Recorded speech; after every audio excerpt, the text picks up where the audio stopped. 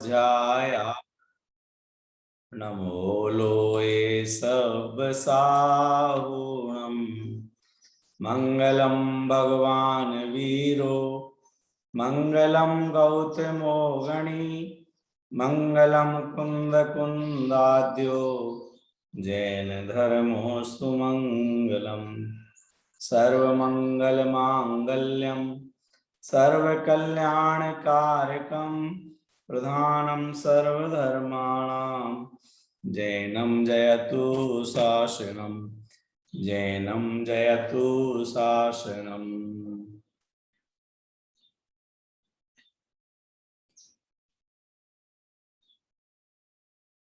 उपादान निमित्त नामक पाठ हम पढ़ रहे हैं। तत्व ज्ञान भाग 2, जो कि हमारे सभी महाविद्यालयों में वरिष्ठ उपाध्याय कक्षा के पाठ्यक्रम में है। उस वरिष्ठ उपाध्याय कक्षा के पाठ्यक्रम के अनुसार अन्य भी जो साधर्मी लाभ ले रहे हैं, लेना चाह रहे हैं,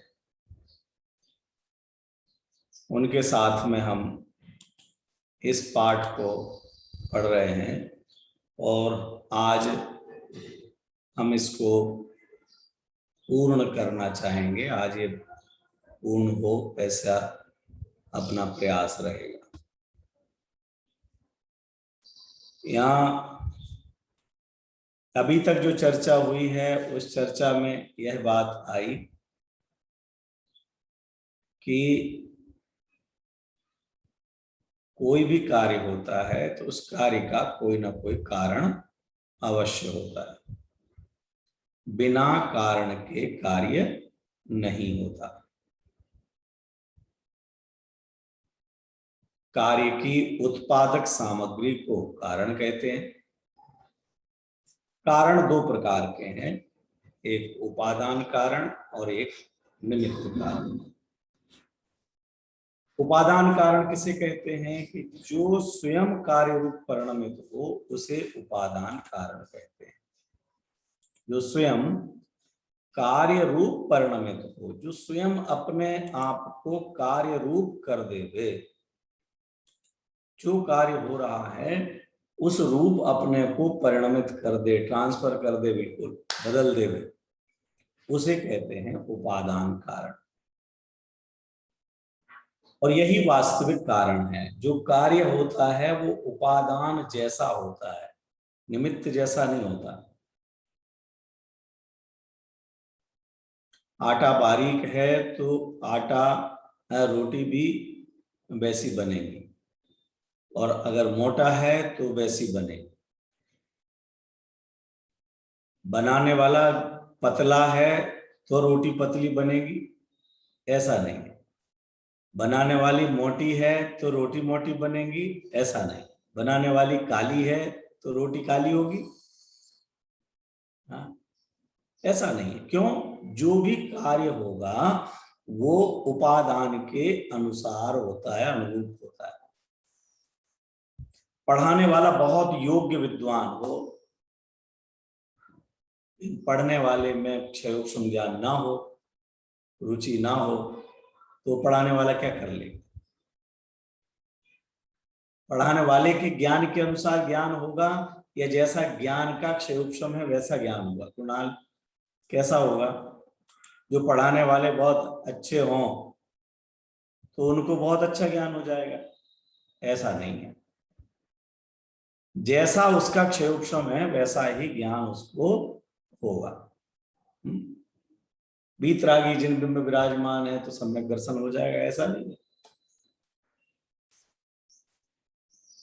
ये जीव स्वयं उस सम्यक पर्याय रूप परिणमित होगा तो सम्यक दर्शन होगा, अन्यथा सम्यक दर्शन नहीं होगा। तो उपादान के अनुरूप होता है और उस कार्य के अनुकूल जो होता है वो निमित्त कारण कहलाता है। निमित्त कारण की परिभाषा क्या? निर्जरा, सायगढ़ बोलो, निमित्त किसे कहते हैं? जो स्वयं कार्य रूप परिणमित ना हो परंतु कार्य की उत्पत्ति में परंतु कार्य की उत्पत्ति में अनुकूल होने का आरोप जिस पर आ सके उसे निमित्त कारण कहते हैं। कार्य की उत्पत्ति में अनुकूल होने का आरोप जिस पर आ सके। साहब ये थे उस समय, ये नहीं होते तो कार्य नहीं होता। ऐसा जिन पर आरोप आ सके, आचार्यों ने तो शब्द दिया आरोप, माने निमित्त को कर्ता कहना, ये आरोप करने जैसा है। दिशा, इनने धक्का मारा इसलिए, अरे हम चले जा रहे थे और धक्का लग गया। वास्तव में जब वो लड़की गिर गई सीढ़ियों से तो कहने में आ गया कि इसने धक्का दिया। धक्का देना ही निमित्त हो गए, जरूरी नहीं है। कोई ये भी कह सकता है हम चले जा रहे थे, इन्होंने अचानक बुला लिया और मेरी सीढ़ी से पैर फिसल गया, इन्होंने हमको हंसा दिया, इन्होंने हमको हाउ करके डरा दिया। कुछ भी हो सकता है गिरने का कारण, तो नहीं, वो उस पर आरोप आ जाएगा। और किसी ने धक्का मारा और नहीं गिरे, ऐसा भी हो सकता है किसी ने ऐसे धक्का लगाया वो भी नहीं गिरे। अब गिरे ही नहीं तो गिरने के फिर आरोप किस पे आया? अपना का आरोप। जब कार्य होता है उसके अनुकूल जो होता है वो उसके लिए निमित्त कहा जाता है। यहां हमने चर्चा की थी कि यहां अनुकूल का अर्थ अच्छा नहीं है, इष्ट नहीं है ना। लोक में ये हमें बहुत अनुकूल है, ये भोजन हमें अनुकूल पड़ता है, माने अच्छा लगता है, स्वास्थ्य के लिए लाभदायक होता है ना, ये पदार्थ अनुकूल लगता है, ये प्रतिकूल लगता है। अनुकूल पर क्रोध होता है, प्रतिकूल पर मान, अनुकूल पर मान होता है, प्रतिकूल पर क्रोध होता है। ये जो अनुकूल प्रतिकूल शब्दों के प्रयोग हैं वो अलग अर्थों में है, और यहाँ जो प्रयोग किया गया है वो अलग अर्थों में। उसके बाद उपादान के दो भेद किए गए, एक त्रिकाली उपादान, दूसरा क्षणिक उपादान। त्रिकाली उपादान वह द्रव्य है जिसमें कार्य होगा। क्या? त्रिकाली उपादान वह द्रव्य कहलाएगा जिसमें कार्य होता है। और क्षणिक उपादान दो प्रकार के कहे, एक तो वो अनंतर पूर्व क्षणवर्ती पर्याय। ये पूर्व क्षणवर्ती कहां से आ गई पर्याय? तो इसको समझाने के लिए लिखा कि पर्यायों का अनादि अनंत प्रवाह है। द्रव्य कब से विदेही? अनादिकाल से। उनके गुण कब से? निर्जरा महाजन अनादिकाल से। और पर्याय कब से? पर्याय भी अनादिकाल से। वही की वही पर्याय नहीं है अनादिकाल से। तीन तत्व हैं, द्रव्य गुण पर्याय, और तीनों ही अनादि से हैं। लेकिन द्रव्य वही का वही अनादि से है, गुण वही का वही अनादि से है, और पर्याय बदल बदल करके, वो पर्याय नाम की, लेकिन अमुक नाम की, ए नाम की पर्याय अनादिकाल से हो, ऐसा नहीं। और ऐसा कब तक चलता रहेगा? अनंत काल तक चलता रहेगा। तो ये अनादि अनंत प्रवाह है। अब इस अनादि अनंत प्रवाह में 100 नंबर की पर्याय पूर्ववर्ती है तो 101 उत्तरवर्ती कहलाएगी, अगली वाली कहलाएगी। पूर्ववर्ती कारण कहलाएगी, उत्तरवर्ती उसका कार्य कहलाएगी। आपको कक्षा का, रोटी का उदाहरण देकर के समझाया है। बहुत सारे और भी नए नए एग्जाम्पल आप देख सकते हैं। ये मोबाइल वगैरह में होता है कि नहीं? मोबाइल में या अभी जो क्या नए ढंग से कक्षा संचालित हो रही है ना, पीटीएसटी लाइव पर जाओ, तो उसमें एक के बाद दूसरा ही कारण बनेगा। पहले इसको क्लिक करो, फिर अब इसको क्लिक करो, फिर अब इसको क्लिक करो, तब जाकर के आपकी क्लास पूरी खुलेगी। आप अगर बीच का एक स्टेप छोड़ करके कक्षा करना चाहोगे तो नहीं होगी। वो पहले वाला स्टेप उसका कारण है और दूसरा अगला वाला उसका कार्य है। लेकिन पहले वाला आपने पीटीएसटी लाइव खोल लिया, लेकिन अब माई क्लास मत खोलो तो जबरदस्ती नहीं खुलेगी क्लास। क्यों नहीं खुली? हम खोल रहे थे पर इतना मम्मी ने आवाज लगा दी या कोई घर में कोई आ गए तो हमने सोचा छोड़ो आज की क्लास अब रिकॉर्डिंग होती होगी तो बाद में सुन लेंगे, गए काम से बस। क्यों नहीं हुई फिर? या हुई तो क्यों हुई? तो तत्समय की योग्यता। वो उस समय की योग्यता। नेट नहीं चले, आपने क्लिक तो कर दिया और उसी टाइम पर नेट गायब हो गया। जैसे सामने दिखा, हमारी आवाज आना चालू हुई, ओम बोला, नमो बोला, और अरंताड़म गोल गोल जम्बूद्वीप घूम रहा है पूरा का पूरा। अब क्या कर लोगे? क्यों नहीं हुई क्लास? अब योग्यता ही नहीं थी आज की कक्षा सुनने की हमारी। हम तो पूरे टाइम बैठे रहे, हम कहीं गए भी नहीं।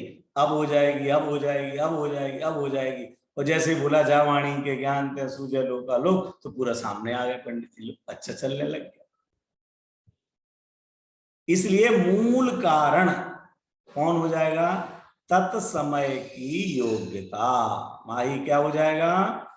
सही कारण, वास्तविक कारण कौन हो जाएगा? तत्समय की योग्यता, कि उस समय की, उस कार्य के होने की उस समय की योग्यता ही समर्थ कारण है। इसका मतलब बाकी के नहीं होंगे, वो क्रम से होंगे ही।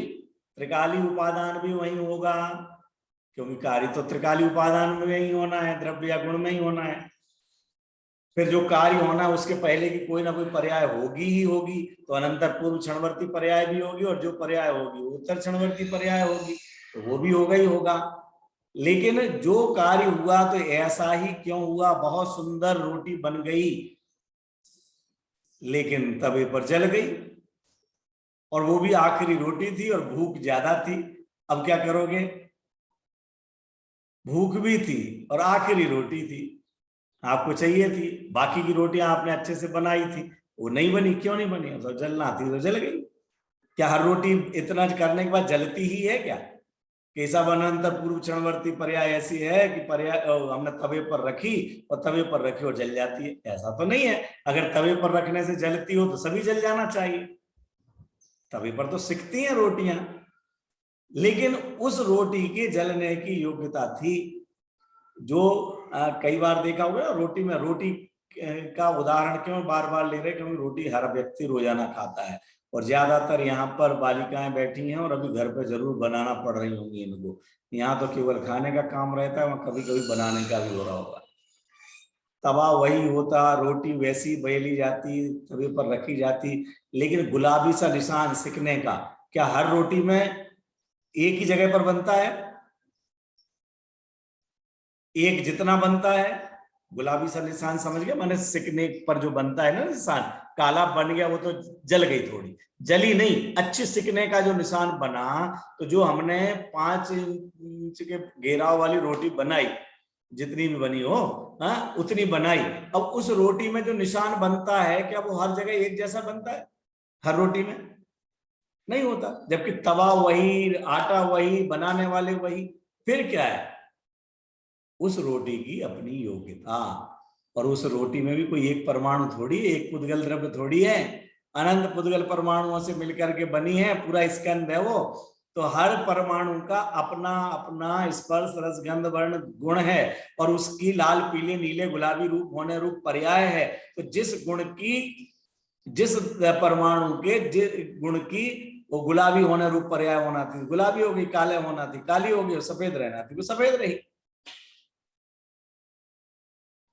उसमें बाहर में हम कह देंगे कि आंच निमित्त हो गई, तवा निमित्त हो गया, जरा ध्यान नहीं दे पाए इसलिए हो गया, या अच्छे से सीखा इसलिए हो गया।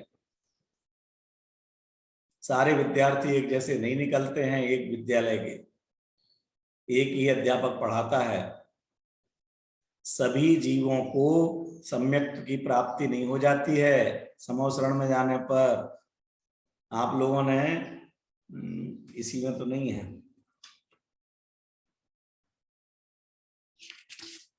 इसमें तो भगवान महावीर का पाठ है शायद, तत्व ज्ञान भाग 1 में हो सकता है पार्श्वनाथ का पाठ हो, या वितरा विज्ञान किसी में है भगवान पार्श्वनाथ का पाठ। पढ़ा आप लोगों ने, है ना? वितरा विज्ञान में हो सकता है किसी में। तो उसमें भूतरदास जी के जो पार्श्वनाथ पुराण लिखा उसके आधार से वो लिखा गया है पाठ। अब उस पाठ में उन्होंने अंत में लिखा, ध्यान में है किसी को क्या लिखा? उस पाठ में लिखा है कि भगवान पार्श्वनाथ का समोसरण पूरे देश में भ्रमण किया, तो अनेक जीवों ने सम्यक प्राप्त किया, अनेक जीवों ने अणुव्रत धारण किए, अनेक जीवों ने महाव्रत धारण किए। सतीश जी ऐसा लिखा है उसमें, किसी को मिल गया हो, पुस्तक मिली हो, पाठ मिला हो तो देख के बताना। हाँ अब ये बताओ कि ऐसा क्यों लिखा विदेही कि अनेक जीवों को ऐसा हुआ, किसी को ऐसा, किसी अनेक को ये, अनेक को ये, अनेक को ये। जब समवसरण था भगवान का, तीर्थंकर परमात्मा का समवसरण था, तो ये होना चाहिए कि सब जीव मुनि बन करके मोक्ष चले गए, या तो सब जीवों को सम्यक्त की प्राप्ति हो गई, या सब जीवों ने अणुव्रत ले लिए। ऐसा क्यों नहीं कह करके ऐसा क्यों लिखा गया, ऐसा क्यों लिखा क्यों गया? क्योंकि ऐसा हुआ। इसका पहला जवाब तो यह है कि ऐसा लिखा क्यों गया, क्योंकि ऐसा हुआ। अब प्रश्न तो यह कि ऐसा क्यों हुआ। शाश्वत तुम्हारे पास है क्या किताब? नहीं होगी, कोई खोज तो रहे हैं। मिल गया सुनीता जी आपको, भाभी जी? भाग 2 में है जी, भाग 2 में। भीतरा विज्ञान भाग 2 में, भाग 2 में। हाँ तो वो पीछे छंद लिखा है, वो जरा पढ़ के सुना दीजिए आप।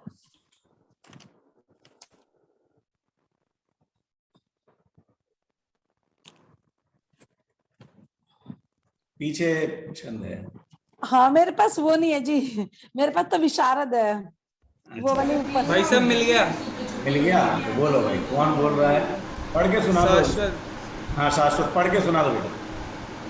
के मुक्ति जोग बड़ भाग, भय दिगंबर परिग्रह त्याग, कि नहीं श्रावक व्रत आदर, पशु पर्याय अनुव्रत धर, के नारी अर्ज का भई, भरता के संग वन को गई, के नर पशु देवी देव, सम्यक रत्न लयो तहाए।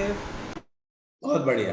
देखो क्या के ही कुछ जीवों ने ऐसा किया, कुछ जीवों ने ऐसा किया। तो कुछ जीवों ने ऐसा क्यों किया, सबने क्यों नहीं किया? सबने क्यों नहीं किया शाश्वत? क्योंकि उनकी योग्यता नहीं थी, जिसकी जिस पर्याय के योग्यता थी। तीर्थंकर परमात्मा तो एक ही है ना, अपन सबने पढ़ा सुना है कि तीर्थंकर परमात्मा की एक समय की वाणी में भी पूरा द्वादशांग आता है। एक समय की वाणी में भी ओम निकला, और उसमें सब छह द्रव्य भी, गुण भी, आत्मा भी, सब चीजें। तो भी ये सुन करके सबको एक जैसा क्यों नहीं हुआ सोनाथ जी? क्यों नहीं हुआ? क्योंकि तत्समय की योग्यता, जिस जीव की जैसी योग्यता है ना। इससे ये हुआ कि निमित्त के कारण कार्य हुआ, ऐसा नहीं है। जब कार्य होता है तब निमित्त का आरोप आता है। अब जिसको अणुव्रत हुए उनसे पूछो तुमको कैसे अणुव्रत हुआ? वो अरे हमारा तो सद्भाग्य कि जो पार्श्वनाथ भगवान की वाणी सुनने को मिली और हमारे सम्यक की प्राप्ति हुई। और पशुओं ने अणुव्रत ले लिए। हे शेर महाराज, आपको अणुव्रत कहां से आ गए? अरे आपको नहीं पता, हम पार्श्वनाथ भगवान के समवसरण में गए, उनकी 23वें तीर्थंकर की वाणी सुनी, बाल यति, मेरे तो एकदम पुरुषार्थ जागृत हो गया। महिलाओं ने आरिका के व्रत ले लिए। बहन जी आपने आरिका के व्रत क्यों लिए? किसा पार्श्वनाथ की वाणी सुनी, तो आपकी देवरानी ने क्यों नहीं लिए? उसकी तो किस्मत खराब, वो तो पहले ही नहीं सुनती थी, हमारी भी घर में, तो भगवान की भी नहीं सुनी उसने। लो, एक ने सुन ली, एक ने नहीं सुनी, गई भरता के संग, श्रीमान जी के साथ चल पड़ी। वो मुनिराज बने और वो आरिका बन के चल पड़ी।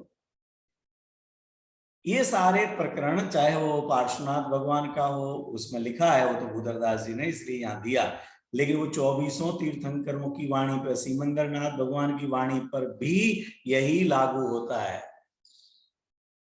सिमंदर भगवान अभी विराजमान है ना, सबको पता है, सपना जी, सिमंदरनाथ भगवान विराजमान है और बहुत लंबी आयु है उनकी। गिनते गिनते अपन थक जाए, अपनी आयु पूरी हो जाए, एक एक दिन गिनने जाए तो इतनी लंबी आयु है। 1 करोड़ पूर्व की आयु, और एक पूर्व में 70,56,000 करोड़ वर्ष होते हैं।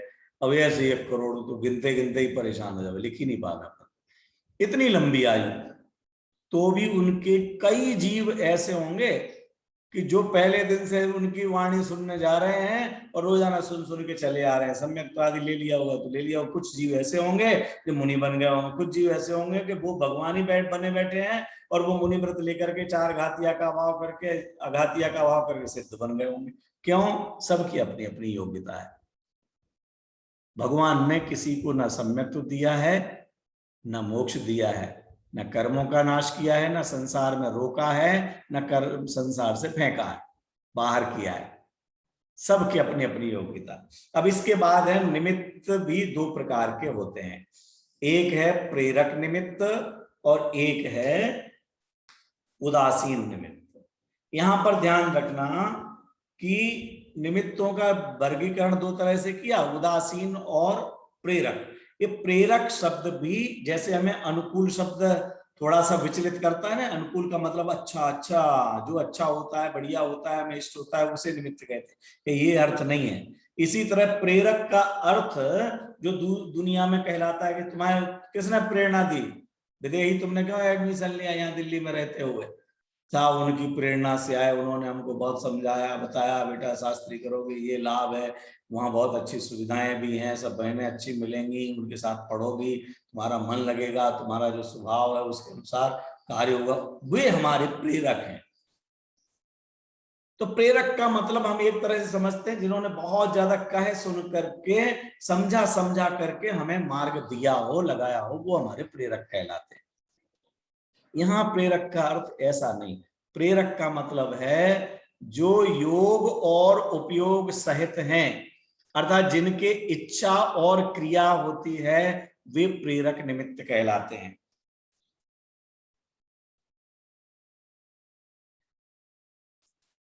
जिनके इच्छा हो और जो क्रियावान हो, वे प्रेरक निमित्त कहलाते हैं, और जिनमें इच्छा और क्रिया नहीं होती वे उदासीन निमित्त कहलाते हैं। तो धर्म, अधर्म, आकाश, काल, ये 4 द्रव्य क्रिया माने गमनादि नहीं करते हैं और उनके राग भी नहीं है, इच्छा भी नहीं होती है, इसलिए वो कहलाते हैं उदासीन निमित्त।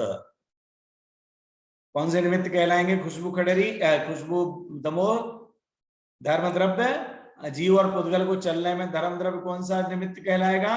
उदासीन निमित्त। उदासीन का मतलब वो उदासीन होकर के कहीं बाहर चला गया, आश्रम में बैठा हुआ है, ऐसा उदासीन नहीं। यहाँ क्या मतलब उसका उदासीनता का, कि उसे राग नहीं है और उसमें कोई क्रिया नहीं हो रही है। जो क्रियावान और इच्छावान होता है उसे कहेंगे प्रेरक। तो जीव में दोनों चीजें हैं, इच्छावान भी है और क्रियावान भी है, और पुद्गल जो द्रव्य है वो क्रियावान है केवल। तो पुद्गल द्रव्य को भी क्रियावान होने से प्रेरक निमित्त कहा जाता है। 6 प्रकार के द्रव्यों में से संयम, संयम हरियाणा, ढंग से बैठो, ध्यान से सुनो, नहीं तो लेफ्ट हो जाओ, लीव हो जाओ। हाँ, क्या बोला? जीव द्रव्य तो इच्छावान भी है, हमारी इच्छा होती है कि बालिकाओं को पढ़ाएं, समय पे कक्षा ले लें, इनको कुछ अच्छा सिखाएं, ये इच्छा होती है, और उसके लिए बोलते हैं, घर से चल करके क्लास में आते हैं, किताब खोलते हैं, ये कहलाएगी क्रिया। तो इच्छावान और क्रियावान होने से जीव है प्रेरक निमित्त, और पुद्गल द्रव्य केवल क्रियावान होने से वह भी कहलाएगा प्रेरक निमित्त। बस है, बस कैसी है? उसमें जीव तो नहीं है, लेकिन उससे बस से चल करके आए तो बस बन गई, बैल, चाहे वो साइकिल हो, मोटरसाइकिल हो, ये कौन से निमित्त कहलाएंगे? ये क्रियावान होने के कारण से ये क्या कहलाएंगे कि हमारे लिए प्रेरक निमित्त है। और धर्म, अधर्म, आकाश, काल, आकाश, कोटा, ये 4 कैसे कहलाएंगे? उदासीन निमित्त। ये कौन से निमित्त हैं? उदासीन निमित्त। इनमें क्रिया और इच्छा नहीं है, लेकिन चलने में धर्म द्रव्य, ठहरने में अधर्म द्रव्य, जगह देने में आकाश द्रव्य, और परिणमन होने में काल द्रव्य निमित्त होता है। किस किस को चलने में धर्म द्रव्य निमित्त होता है? जिया, किस किस को चलने में? बोलो। जीव और पुद्गल। जीव और पुद्गल को। अन्विता, किस किस को ठहरने में अधर्म द्रव्य निमित्त होता है? जीव और पुद्गल। और किस किस को रहने में निमित्त होता है? पांचों द्रव्य को। पांचों द्रव्यों के रहने में निमित्त होता है, रहते सभी। ठीक है, बहुत बढ़िया, शाबाश। अब यहाँ पर ये बात आती है कि अच्छा ये प्रेरक निमित्त है तो ये कुछ अधिक बलशाली निमित्त होगा, और उदासीन निमित्त तो उदासीन है, पड़े हुए हैं, कुछ हिलते ही डुलते नहीं है, तो वो सेकंड नंबर का होगा। ऐसा नहीं है। ये जो भेद बतलाया वो केवल किस बात का है श्रुति? कि एक इच्छावान क्रियावान है, और जो बाकी के चार द्रव्य हैं वो कैसे हैं? उनमें इच्छा और क्रिया नहीं है। बाकी के लिए निमित्त सबके सब एक जैसे हैं कार्य करने में। कार्य को कराने वाला कौन सा निमित्त है वंदना जी? उदासीन निमित्त की प्रेरक निमित्त? कार्य को कराने वाला, कार्य को कराने वाला कोई सा भी निमित्त नहीं है। कार्य तो वस्तु में स्वयं होता है, वस्तु को दूसरे की अपेक्षा नहीं है।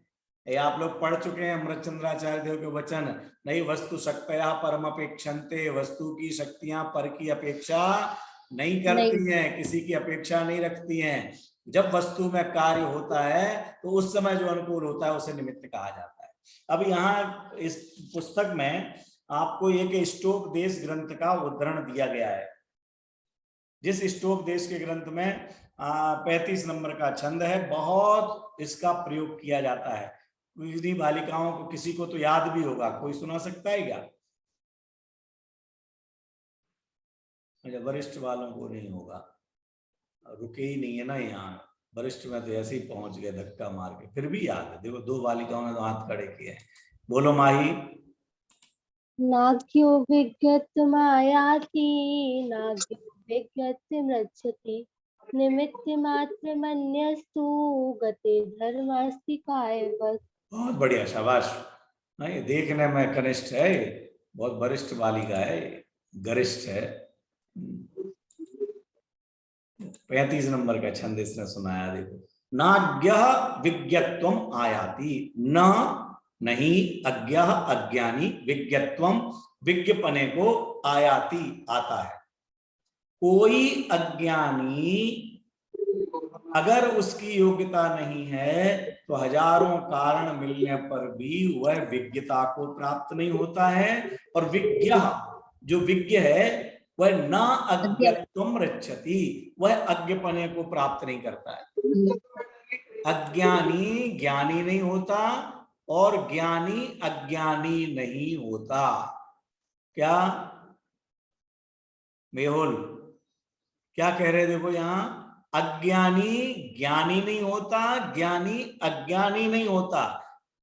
ज्ञानी अज्ञानी होने में ये जीव स्वयं की योग्यता से होता है तो है कि नहीं? अज्ञानी ज्ञानी होगा कि नहीं होगा विशाल मेहता? क्या अज्ञानी ज्ञानी होता तो है, और कोई ज्ञानी हो वह भी मिथ्यात्व अवस्था में दोबारा आ सकता है कि नहीं आ सकता है? क्या आता तो है। तो फिर कैसे कह रहे हैं? बात ये कह रहे हैं कि कोई दूसरा ज्ञानी को अज्ञानी कर देवे, या अज्ञानी को ज्ञानी, अज्ञानी को अज्ञानी कर देवे, ऐसा नहीं है। क्या सपना जी क्या कहा है? ज्ञानी अज्ञानी नहीं हो सकता अथवा अज्ञानी ज्ञानी नहीं हो सकता, ये नहीं कहा जा रहा। अगर उसकी योग्यता हो तो ज्ञानी अज्ञानी हो सकता है और अज्ञानी ज्ञानी हो सकता है, लेकिन कोई दूसरा आकर के अज्ञानी को ज्ञानी कर देवे और ज्ञानी को अज्ञानी कर देवे, ऐसा नहीं होता, नहीं हो सकता है। कि साहब अच्छे अच्छे गुरुजी मिल जाए तो वो तो प्रेरक निमित्त है ना गुरुजी, तो कि भले गुरुजी प्रेरक हैं। दूसरी पंक्ति में क्या लिखा? निमित्त मात्र मन्यस्तु। शाश्वत दिखा सकते हो? दिखा दो पुस्तक को, सब लोग देख भी लेंगे जिनके पास है नहीं। निमित्त मात्र मन्यस्तु, अन्य तो निमित्त मात्र हैं। किसकी तरह? किसकी तरह अनुष्का? देखो एक जैसा उदाहरण दिया है, गते धर्मास्तिकायवत। जैसे गमन करने में धर्मास्तिकाय निमित्त होता है, धर्मास्तिकाय उदासीन निमित्त है, और वह जैसे कुछ नहीं करता है उसी तरह दूसरे गुरुजन भी पढ़ा करके, लेक्चर देके, उपदेश देके, क्लास लेके किसी को ज्ञानी अज्ञानी नहीं कर सकते। देखो लिखा है, अज्ञ को उपदेशादि निमित्तों द्वारा विज्ञ नहीं किया जा सकता, और ना ही विज्ञ को अज्ञ ही कह सकते हैं, कर सकते हैं, होना चाहिए, क्योंकि पर पदार्थ तो निमित्त मात्र है, जैसे कि स्वयं चलते हुए जीव और पुद्गलों को धर्मास्तिकाय होता है। अब देखो धर्मास्तिकाय का उदाहरण क्यों दिया शाश्वत, क्योंकि धर्मास्तिकाय उदासीन निमित्त है और उपदेशदाता प्रेरक निमित्त है, लेकिन दोनों को समान बता दिया अनन्या, कि जैसे धर्मास्तिकाय उदासीन निमित्त को जितना कहा जाता है वैसा ही है गुरुजी भी, चाहे वो तीर्थंकर की वाणी हो, चाहे गुरुदेव की वाणी हो, चाहे दादा का प्रवचन हो, चाहे मेरी कक्षा हो, अगर आप समझ गए तो जिसकी कक्षा में समझे उस पर आरोप आ जाएगा, और नहीं समझे तो जैसे आपके सामने दीवार खड़ी है ऐसे ही बोलने वाला खड़ा हुआ, क्या अंतर पड़ता है उससे? अगर नहीं समझे तो क्या अंतर पड़ गया? लोक में कहा जाता ना कि मन चंगा तो कठौती में गंगा, ऐसी कहावत सुनी है, मन चंगा तो कठौती में गंगा। कठौती का मतलब पहले लकड़ी की एक छोटी बहुत, आजकल तो बहुत तरह की बाल्टियां होगी ना, लेकिन 100-200 साल पहले इतने पात्र नहीं होते थे, तो लकड़ी का भी पात्र किसी के यहाँ होता होगा, काठ का। अब वो छोटा सा होगा, उसमें 1-2-4 लीटर पानी बनता होगा, ऐसा होगा। एक कहते वो भी उसके लिए गंगा के समान है, क्यों? मन चंगा है। अगर एकलव्य की योग्यता है तो मूर्ति भी निमित्त बन गई,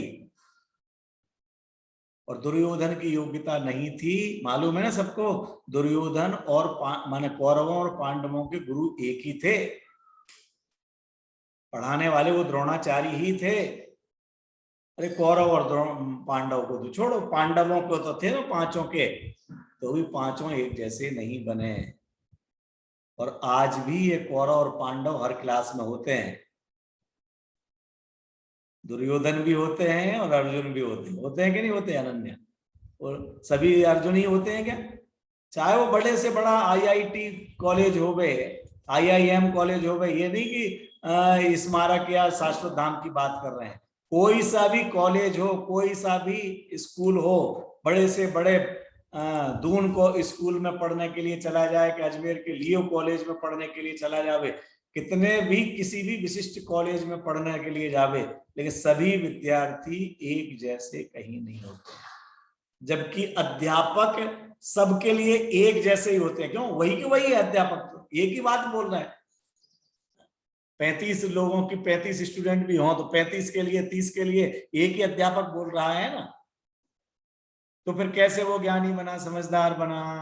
वो अपनी योग्यता से बना। ठीक है, इस प्रकार से यहाँ बहुत बढ़िया यहाँ पर एक बात और कही गई है, संस्कृत टीका में लिखा है, यहाँ यह शंका हो सकती है कि यूं तो बाह्य निमित्तों का निराकरण ही हो जाएगा। इसका उत्तर दिया है, अन्य जो गुरु आदि तथा शत्रु आदि हैं वे प्रकृत कार्य के, प्रकृत कार्य का मतलब होता है जिसे हमने विवक्षित कार्य कहा था, माने जिस कार्य की बात चल रही है, उद्देश्य किया गया है, वो प्रकृत कार्य के उत्पादन में तथा विध्वंसन में सिर्फ निमित्त मात्र हैं। वस्तुतः किसी कार्य के होने व बिगड़ने में उसकी योग्यता ही साक्षात साधक होती है। 1 मिनट हटा लेना बेटा। योग्यता स्वयं की, तत्समय की योग्यता के कारण से ही विध्वंसन होता है। जिसका विध्वंस होना है उसका विध्वंसन स्वयं की योग्यता से, और जिसका निर्माण होना है वो निर्माण भी स्वयं की योग्यता से होगा। अब निर्माण और विध्वंसन की जगह पर क्या शब्द ले सकते? किसी को कषाय होनी है तो उसकी योग्यता से, वीतरागता होनी है तो उसकी योग्यता से, सम्यक्त होना है तो उसकी योग्यता से, मोक्ष मार्ग प्राप्त होना है तो उसकी योग्यता से, दुख होना तो उसकी योग्यता से, सुख होना तो उसकी योग्यता से। अब क्या प्रश्न किया है यहाँ पर? शाश्वत ध्यान दिया सतीश जी, अन्नादाते प्रश्न किया कि ऐसे तो सब गुरुओं आदि का उपदेश ही, गुरुओं का सम्मान कौन करेगा फिर? अगर ये बात तय हो गई कि अपनी योग्यता से ज्ञान होता है आकाश, तो फिर कौन गुरुजन को जाएगा? फिर कौन स्मारक में एडमिशन लेगा? आचार्य पूज्यपाद स्वामी ने लिख दिया, जो होना हो सो हो। सही बात तो यही है कि आत्मा ही आत्मा का गुरु है, बाहर में कोई गुरु नहीं है। इष्टोपदेश में आचार्यों ने लिखा, आत्मा ही आत्मा का गुरु है।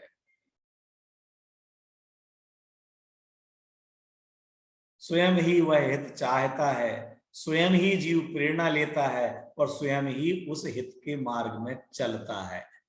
अगर वह स्वयं प्रेरणा न ले तो अच्छे अच्छे मोटिवेशनल स्पीकर सिर दर्द करके चले जाएंगे अपना खुद का, लेकिन जिसे नहीं समझना वो बिल्कुल नहीं समझेगा। हाँ, ऐसे ही है, इनका काम तो बोलना ही है, ये तो ऐसे ही बोलते रहते हैं, ये कर लो ये कर लो, बड़ा आसान है।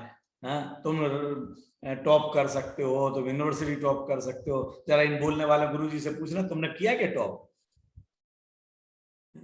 तुम कह रहे कलेक्टर बन सकते, कलेक्टर बन सकते, तो आप खुद क्यों नहीं बन गए? आप क्यों मास्टर बने बैठे स्कूल में? ऐसे कुतर्क उसके दिमाग में आएंगे और वो प्रेरणा देने वाला प्रेरणा देता रह जाएगा और कुछ भी नहीं होगा। और अगर जिसकी योग्यता है वो एक वाक्य पकड़ के, वाह गजब, मेरे गुरुजी ने कहा कि मैं ये काम कर सकता हूं, अब मुझे ये काम करके दिखाना है, अब स्वयं प्रेरणा ले ली और बढ़ गया आगे, बढ़ गया तो एवरेस्ट चढ़ गया बस। तो नहीं बढ़ेगा तो नहीं चढ़ेगा, कोई दूसरा थोड़ी वहां पर से झंडा लेके आएगा, तुमको झंडा ले जाना पड़ेगा विदेही और खुद फहराना होगा।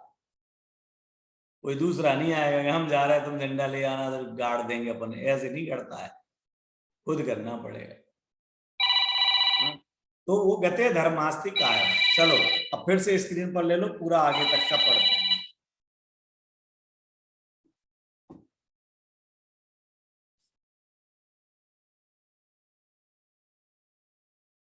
हाँ, ये जिज्ञासु और प्रवचनकार का पढ़ेंगे, थोड़ा सा शीघ्रता से पढ़ जाएंगे। कुणाल पढ़ो बेटा। जिज्ञासु, चारण रिद्धिधारी मुनियों का उपदेश पाकर तो भगवान महावीर के जीव ने अपनी पूर्व शेर की पर्याय में आत्महित किया था, उसका ही परिणाम है कि वह जीव आगे जाकर भगवान महावीर बना। आप उपदेश रूप निमित्त का निषेध क्यों करते हैं? हाँ, ये शंका क्यों प्रस्तुत कर दी कि आप कह रहे हैं गुरु के उपदेश से नहीं होता है, वो तो उसकी योग्यता से होता। हमने तो पढ़ा है कि मुनिराजों के उपदेश से शेर की पर्याय में हुआ था, तो आप ऐसा क्यों कह रहे हो? हमारी क्लास क्यों बंद कराते हो? उसका जवाब पढ़ो। हम उपदेश रूप निमित्त का निषेध ध्यान देना, पढ़ जाएंगे बेटा सभी लोग, सभी बालक बालिकाएं विशेष करके ध्यान देंगे, बड़े लोग भी ध्यान देंगे। हम पढ़ते चले जाएंगे, लेकिन एक एक बिंदु इसमें ध्यान देना कि क्या बात कही। निमित्त का निषेध नहीं किया जा रहा, निमित्त के कर्तृत्व का निषेध किया जा रहा है। किसका निषेध किया जा रहा है? निमित्त का नहीं। ये तो पहले दिन ही अपन ने पढ़ लिया कि जब भी कार्य होता है तब दोनों कारण विद्यमान होते हैं। एक कारण से कार्य नहीं होता है, लेकिन कार्य एक में होता है, कार्य दोनों में नहीं होता है। कार्य एक में होता है, कारण दोनों विद्यमान होते हैं। चलो पढ़ो, थोड़ा और बड़ा कर दो हो सके तो, सबको देखने में कैसा लग रहा। पढ़ो। यदि उपदेश से ही आत्महित होता है तो उपदेश तो फिर से मूल मुद्दा छोड़ दिया, फिर से पढ़ो। हाँ, हम उपदेश रूप निमित्त का निषेध कब करते हैं? हम तो निमित्त के कर्तृत्व का निषेध करते हैं। यदि उपदेश से ही आत्महित होता है तो उपदेश तो बहुत जीव सुनते हैं, सबका हित क्यों नहीं हो जाता? भगवान महावीर के जीव का हित मारी जी के भव में ही क्यों नहीं हो गया? क्या वहाँ सद निमित्तों की कमी थी? कितने सद निमित्त थे देखो, बोलो। पिता चक्रवर्ती भरत, धर्मचक्र के आदि प्रवर्तक भगवान ऋषभदेव बाबा, भगवान ऋषभदेव की समवसरण में उनका उपदेश सुनकर तो उसने विरोधी भाव उत्पन्न किया था। क्या उनके उपदेश में कोई कमी थी? क्या देखो, दो मुनिराजों का उपदेश सुन करके तो सम्यक तो हो गया, और उधर तीर्थंकर की वाणी का उपदेश सुन करके नहीं हुआ। क्यों? उस समय योग्यता नहीं थी ना। अगर उपदेश से होता हो तो वहीं हो जाना चाहिए था। और सबका हित क्यों नहीं हो जाता? जो अभी अपन ने पार्श्वनाथ पुराण का पढ़ा, तीर्थंकर पार्श्वनाथ की वाणी के बारे में पढ़ा। चलो पढ़ो आगे। क्या चारण रिद्धिधारी मुनियों का उपदेश उनसे भी अच्छा था? इसी से सिद्ध होता है कि जब उपादान की तैयारी हो तब कार्य होता ही है, और उस समय योग्य निमित्त भी होता ही है। उसे खोजने की जरूरत नहीं पड़ती। क्रूर शेर के पर्याय में घोर वन में उपदेश का कहाँ अवसर था, पर उसका पुरुषार्थ जगा तो निमित्त आकाश से उतर कर आए। इसलिए तो कहा था कि आत्मार्थी को निमित्त की खोज में व्यग्र नहीं होना चाहिए। हाँ, ये निमित्त उपादान निमित्त पढ़ने का फायदा क्या निकलना चाहिए कि निमित्तों को खोजने में व्यग्र नहीं होना। व्यग्र माने हाय भगवान अब क्या होगा, वो नहीं मिले, वो आ जाए तो ठीक, वो नहीं आए तो हमारा क्या होगा। अरे कार्य होना होगा तो कोई ना कोई निमित्त अवश्य होगा। आदिनाथ भगवान नहीं है तो क्या हुआ, जब नंबर आ गया तो मुनिराज आ गए जहां मिल नहीं सकते और जिसको मिल नहीं सकते। शेर के सामने कौन जावे समझाने के लिए, जानबूझ करके। मुनिराज के आसपास शेर हो सकते हैं, लेकिन शेर के आसपास मुनिराज क्यों जाएंगे? क्या दोनों में अंतर तो है कि नहीं? मुनिराज भाई ध्यानस्थ होते हैं, वन में रहते हैं, तो उनके आसपास शेर विचरण करते हो सकते हैं, लेकिन जहां शेर हो वहां मुनिराज क्यों जाएंगे? लेकिन तो वो आए ना, उनका उपादान जागृत हुआ, उसकी योग्यता जागृत हुई, तो निमित्त स्वयं उपस्थित हो गए। अनेक बालिकाएं ऐसा बोलती हैं, बालिकाएं तो नहीं बोलती लेकिन उनके अभिभावक बोलते हैं ऐसा। पेरेंट्स थोड़े समझदारी होती है कि साहब हमने सोचा था 5वीं कक्षा में मेरी बालिका पढ़ती थी, तब सोचा था कि साहब कहीं अच्छे हमारे विद्यालय खुल जाए जहां पर हम शास्त्री कराना, हमें बच्चे को शास्त्री कराना, कहीं हो जाए व्यवस्था। और ये 10वीं में आई और मालूम चला कि शाश्वत धाम में शास्त्री का खुल गया। तो मानो जैसे हमारी बालिका के लिए खुल गया, कहीं था ही नहीं। अनेक संस्थाओं ने और श्रेष्ठियों ने सोचा कि शास्त्रियों के लिए, लड़कियों के लिए खोला जाना चाहिए, लेकिन नहीं साहब, लड़कियों का नहीं करना। लेकिन मेरी बच्ची की योग्यता पकी और उसी साल हो गई। तो कोई उसके कारण हुआ है क्या? अरे उसकी योग्यता थी, करना थी, तो वो भी स्वयं हो गया, जो काम होता हुआ नहीं दिख रहा था वो भी। पढ़ो आगे। निमित्त नहीं होता यह कौन कहता है, पर निमित्तों को खोजना भी नहीं पड़ता। जब उपादान में कार्य होता है तो तदनुकूल निमित्त होता ही है। निमित्तों के अनुसार कार्य नहीं होता है, कार्य के अनुसार निमित्त कहा जाता है। हाँ, ध्यान से फिर से पढ़ो दोबारा इसको। निमित्तों के अनुसार कार्य नहीं होता, कार्य के अनुसार निमित्त कहा जाता है। हाँ, ये बहुत समझने की बात है। निमित्तों के अनुसार कार्य नहीं होता। शुरुआत आज अपन ने की थी, तब वहां बात की थी कि काला आदमी होगा तो काली रोटी बनेगी, ऐसा नहीं है। भैंस कितनी काली होती है और दूध कैसा सफेद होता है? ये थोड़ी है कि काली भैंस है तो काला दूध होगा, सफेद गाय का सफेद दूध, काली भैंस का काला दूध। दूध की अपनी योग्यता है, खून की अपनी योग्यता है, शरीर की अपनी योग्यता है। सब पुद्गल परमाणु हैं, पुद्गल के वर्ण गुण की पर्यायें हैं, लेकिन दूध का अपना उसी जगह पर जहां खून है वहीं आसपास ही दूध है बिल्कुल। लेकिन स्तन में से दूध निकलता है तो सफेद निकलता है, और वहीं चोट लग जाए थोड़ी सी गाय के स्तन में तो वहीं से लाल खून निकलने लग जाएगा। ये कैसे हो गया? वही बछड़ा दूध पीता है और प्यार से पीता रहता है तो वहीं से दूध निकलता है, और उसी को दूध नहीं निकल रहा और कहीं वो काट ले में बछड़ा तो वहीं से खून निकलने लग जाता। उन परमाणुओं की अपनी स्वतंत्र योग्यता है। निमित्तों के अनुसार कार्य नहीं होता, कार्य के अनुसार निमित्त कहा जाता है। निर्जरा सागर पढ़ो आगे। देखो एक दूसरा उदाहरण दे करके यहाँ समझा रहे हैं। वैश्य के मृत शरीर को देखकर रागी को राग और वैरागी को वैराग्य उत्पन्न होता है। देखो वेश्या मरी पड़ी हो, वेश्या सुंदर है, उसको देख करके रागी को हो इतनी सुंदर थी, मेरे को इससे दोस्ती करने को नहीं मिली और मर गई है तो। और वैरागी हो, उसको लगता है देखो कैसा मनुष्य जीवन मिला, कितना सुंदर स्वस्थ शरीर मिला था। इसने इस शरीर को धर्म आराधन में नहीं लगाया, विषय भोगों में लगा करके अपना जीवन बर्बाद कर लिया, और कितनों को जीवन को बर्बाद करने में निमित्त बनी। ओहो ऐसा संसार है, ऐसे असार संसार से अपन को तो धर्म मार्ग में लगना। उसी शरीर को देख करके वैरागी को वैराग्य हो जाता है। वह वैश्य रागी के राग और वैरागी के वैराग्य का निमित्त कही जाती है। यदि निमित्त के अनुसार कार्य होता हो तो उसे देखकर प्रत्येक को या तो रागी उत्पन्न होना चाहिए या फिर वैरागी नहीं। हाँ, लेकिन ऐसा होता नहीं है, कोई निश्चित नहीं है कि ये इसमें ही होगी। जिस प्रतिमा को देख करके, जिन मुनिराजों को देख करके अपने को नमोस्तु करने का भाव आता है, चरणों में झुकने का भाव आता है, उन्हीं मुनिराज को देख करके जो धर्म विरोधी होते हैं उनको गुस्सा आती है। उनको लगता है कैसे नंगे नंगे घूमते हैं, उनको शर्म नहीं आती है, ऐसे लोगों को शहरों में नहीं आने देना चाहिए, ये नहीं होना, कई तरह का होता है।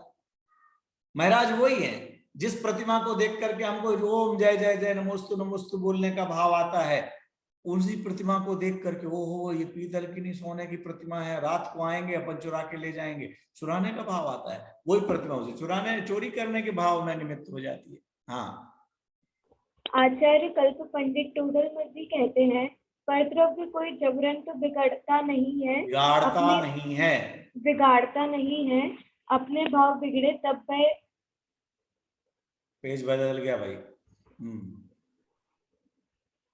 पेज अगले दिन की तैयारी कर रहे हो भाई, षटकारक तो कल पढ़ेंगे, आज नहीं पढ़ना। तुम्हारे पास किताब नहीं है अपनी खुद की, लेकर के बैठा करो। चलो मैं पढ़ देता हूं। ना तो निमित्त बलात् कुछ करता है और ना ही उपादान किन्हीं निमित्तों को बलात् लाता या मिलाता है। बलात् का मतलब जबरदस्ती, दोनों का सहज ही संबंध होता है, सहज संबंध बन जाता है। चलो हटाई दो, अब इसको हटा दो बेटा, डिस्टर्ब हो रहा, अलग कर लो। हाँ भाई साहब, वो विशाल को कंट्रोल दे दिया था ना, इसलिए थोड़ा है बेटा, विशाल को कंट्रोल दे दिया था ना जूम करने के लिए। नहीं कोई बात नहीं, कोई बात नहीं, हो जाता है। अब वैसी योग्यता, यही तो अपन पढ़ रहे हैं। अब चाहे विशाल को दो चाहे संक्षिप्त को दो, जिसका जो जब जैसा होना है तो हो रहा है, कोई बात नहीं। हाँ, पहले टोडरमल जी साहब ने क्या लिखा, परद्रव्य कोई जबरन भाव नहीं बिगाड़ता है। बाजार में टंगी हुई चीजें आपको जबरदस्ती नहीं कहती हैं कि तुम आओ और मुझे खाओ, आओ और मुझे घर ले जाओ। ये जिसका मन खाली होता है वो वहां जाकर के चीजें खरीद करके लाता है, नहीं तो बाजार में टंगी रहती हैं चीजें, लोग देखते रहते हैं। अखबार में फोटो आते हैं और कैसे कैसे विज्ञापन के फोटो ने, फिल्मों का वाला जिस दिन पेज आता है शुक्रवार शनिवार को, उस दिन किस तरह के कपड़ों को पहने हुए हीरो हीरोइनों के फोटो आते हैं, ने क्या क्या, उनको देख के सबके एक जैसे भाव होते हैं क्या? कोई बिल्कुल भीतरागता से ऐसे ही आता रहता, देखो कैसे लोग, हटाओ पढ़ लेते हैं। और कुछ लोग उसको देख करके अपने ऐसे भाव बिगाड़े, वो तो कहाँ बैठा और कितने पैसे लिए उस फोटो खिंचाने के, और ये अपने भाव बिगाड़ ले, तो ये वही फोटो उसको भाव बिगाड़ने में निमित्त बन जाएगी। अपने भाव बिगड़े तब वह भी बाह्य निमित्त है, तथा इसके निमित्त बिना भी भाव बिगड़ते हैं। देखो, निमित्त बिना भी भाव बिगड़ते हैं। कोई बाहर में नहीं होवे, अकेला बैठा हो घर में और पता नहीं क्या क्या सोचता रहे, लड़ने का, न पढ़ने का, न मरने का, न जीने का, और कोई ज्ञान में आ गया, आज की क्लास ही ख्याल में आ गई शाम को बैठे बैठे, अरे यार क्या बेकार क्लास चल रही थी, वो ढंग से शेयर नहीं किया, स्क्रीन शेयरिंग सही नहीं थी, ये नहीं था, वो काम तो कब का हो चुका, काम सामने है ही नहीं, लेकिन उस समय भाव बिगड़ना अभी नहीं लग रहा, और उस समय भाव बिगड़ना थे तो बिना किसी की उपस्थिति के भी हो जाएगा। इस प्रकार परद्रव्य का तो दोष देखना मिथ्या भाव है, ये टोडरमल जी साहब ने लिखा है, ठीक है। और फिर इसके बाद थोड़ा सा प्रकरण और है, वो भी अपन कल पढ़ लेंगे, और कल पढ़ करके ही हम षटकारक की कक्षा फिर प्रारंभ करेंगे। अभी का समय हो गया। जय जिनेन्द्र। अनंत धर्मणस्तत्वं पश्यन्ति प्रत्यगात्मना, अनेकांतमयी मूर्तिर्नित्यमेव प्रकाशताम्। जिनवाणी माता की जय।